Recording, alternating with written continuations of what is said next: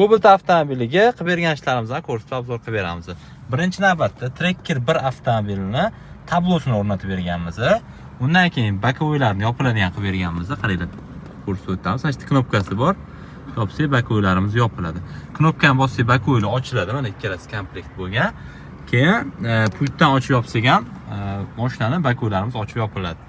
Bez problem ishlaydi. Keyin mana bunaqa trekkerni vakuumli datchiklarni o'rnatib berganmiz. Eshik mana ochilganda, yopganimizda oynani yopib beradi.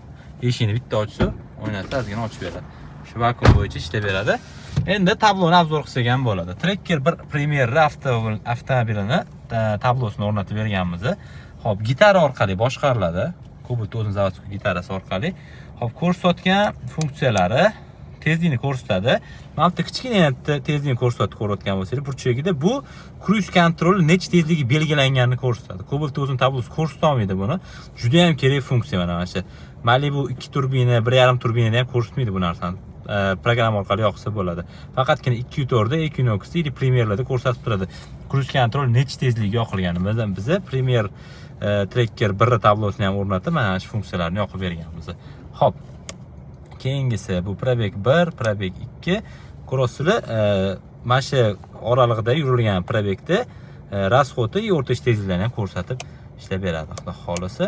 Xo'p, zapravkagacha 274 km, o'rtacha rasxodi 707 litr, keyin o'rtacha tezlik 44 km, ko'rasizlar, taymer yoqsa bo'ladi. Tashqari temperatura 13 gradus bo'ladi, sal salqinroq havo. Xo'p, undan keyin pustoy blanka. Undan keyingisi hop, korobkani moyini temperaturasi. Keyin mana bu milga o'tkazsanglar bo'ladi, kilometrga o'tkazsanglar ham bo'ladi. Shunaqa funksiya kerak bo'lsa agar. Mana bu tezlikni belgilab qo'ysanglar, o'sha tezlikdan oshib ketsa, tabloda ogohlantirish beradi, mashina tezlashib ketdi deb. Bu ham kerak emasdir balki okamlarga. Motori qancha ishlagani. Bu eng kerakligi suvning temperaturasi, 80 gradus bo'lib turibdi. Akkumulyator necha volt berayotgan, sal kamroq, 14 dan baland berish kerak. Mashina yiliga emas-da. Yangi mashina emas, Cobaltimiz ozgina yili eskiroq Cobalt. Xo'p, undan keyingisi balonni ko'rsatmaydi. Moyi qanchaligi bu yog'i endi ekolar.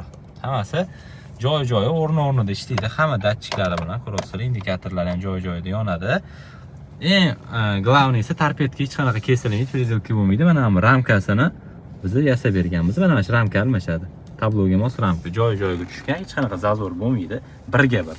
Hech qanaqa torpedgancha kesilib, muammo qilmaydi, xudo xolisa. Tayyor holatda. Bakovoylarni ham yetib o'tdik.